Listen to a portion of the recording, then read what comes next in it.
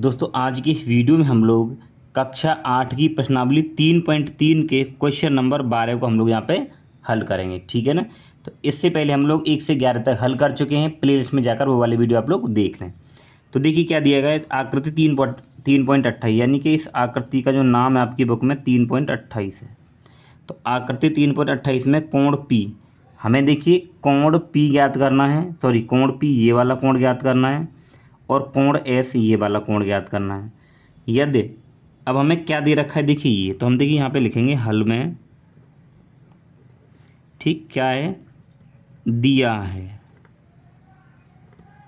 ठीक है, तो हमें क्या क्या दे रखा है, हमें देखिए दे रखा है कि जो एस पी है समांतर है आर क्यू के। ठीक है ना, एस पी, ये जो एस पी है ये आर क्यू के समांतर है। ठीक है ना। यदि आप एम आर ज्ञात करते हैं तो क्या एम पी को ज्ञात कर सकते हैं, ये कह रहा है। यदि आप एंगल आर को ज्ञात करते हैं तो क्या आप एंगल पी है को ज्ञात करने की एक से अधिक विधि है। तो ये पूछ रहा है कि इनको ज्ञात करने के बाद में क्या कोई और अलग विधि है जिसके द्वारा हम लोग इनको भी ज्ञात कर सकें। ठीक है, चलिए तो देखिए जब कोई दो रेखाएं आपस में कैसी होती हैं, समांतर, यानी कि जो एस पी है ये वाली लाइन और एक ये वाली लाइन, जब ये दोनों समांतर हैं तो हम देखेंगे कि ये जो एस आर है ये क्या एक तिर्यक रेखा होगी। ठीक है ना, यानी कि ये दोनों क्या है, समांतर हैं। तो एस आर एक तिर्यक रेखा होगी, तिरछी रेखा, और ऐसे यहाँ पे ये है, ये पी क्यू भी एक क्या होगी, तिरछी रेखा होगी। तो हमें पता है कि जब कोई जो तिर्यक जब कोई दो समांतर रेखाएं होती हैं तो एक जो तिरछी रेखा होगी तो उसके जो अंदर वाले जो कोण होंगे उनका योग क्या होता है, 180 होता है। ठीक है ना, तो हम लोग यहाँ पे कह सकते हैं कि जो कोण एस और प्लस कोण आर कितना होगा, 180। अब किस नियम से होगा, तो देखिए तिर्यक रेखा के तिर्यक रेखा के एक ही, ठीक है ना, तिर्यक रेखा के एक ही और के अंतः कोणों का योग 180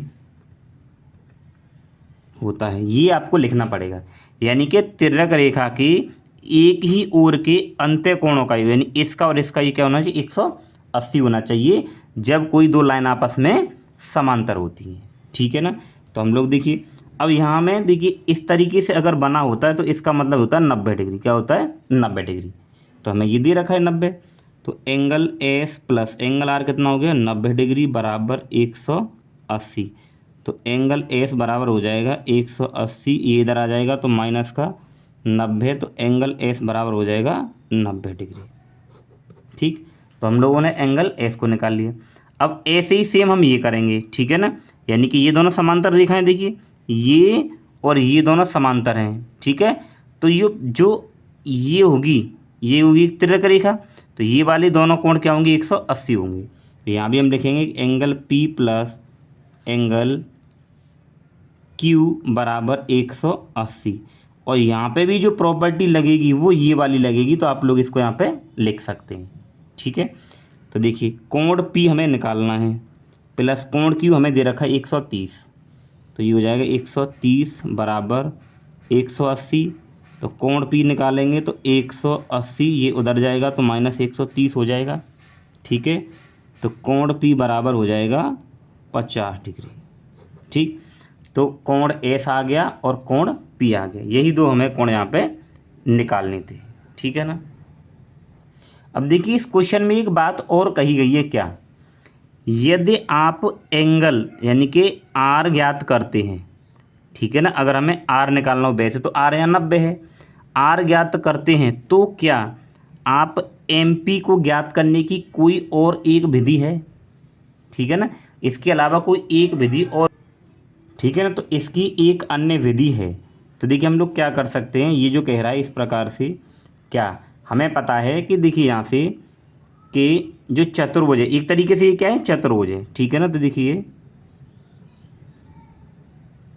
चतुर्भुज के चारों कोणों का योग 360 होता है। कितना होता है? 360। यहाँ पर लिखेंगे 360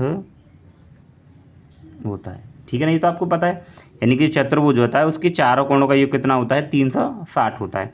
तो हम लोग क्या करें, देखिए हमें यहाँ पे भी कह रहा है पी निकालना है, तो इन सभी को जोड़ दीजिए। Angle S plus angle R plus angle P plus angle Q बराबर कितना होगा? 360। पी निकालने के लिए कह रहा है, तो देखिए एस हम लोग निकाल चुके हैं कितना? 90 डिग्री। तो 90 प्लस एंगल आर भी 90 था, प्लस एंगल पी कह रहा है वो, ठीक है। और एंगल क्यू हम लोग ये दे रखा है 130, तो 130 बराबर 360। ठीक है। अब आप क्या करें, इसको हल करिए। तो देखिए ये 90 और 90 कितना हो जाएगा? 180 प्लस पी और 130 बराबर 360। इनको जोड़िए, ये जो देखिए इन दोनों को जोड़ेंगे तो ये हो जाएगा 0, 8 और 3 11, ये हो जाएगा 310। ठीक है, ये कितना होगा? 310 और प्लस एंगल पी बराबर 360। तो एंगल पी बराबर निकालेंगे 360, ये इधर आ जाएगा माइनस का 310। तो एंगल पी बराबर कितना आ गया? 50 डिग्री। यानी कि यहाँ भी 50 डिग्री आ रहा था और यहाँ भी 50 डिग्री आ रहा था। तो इसने केवल यही पूछा था, क्या एंगल पी को ज्ञात करने की कोई एक अन्य विधि है। तो हमने उस विधि को भी देख लिया। हम इस प्रकार से कर सकते हैं, और ये अन्य विधि ये हो गई, अन्य विधि। ठीक है। तो दोस्तों आई होप आप इसको अच्छे से समझ गए होंगे। तो दोस्तों अगर आपको वीडियो अच्छा लगा हो और समझ में आए तो वीडियो को लाइक करें, और आप चैनल पर नए सब्सक्राइब जरूर करें। Thank you.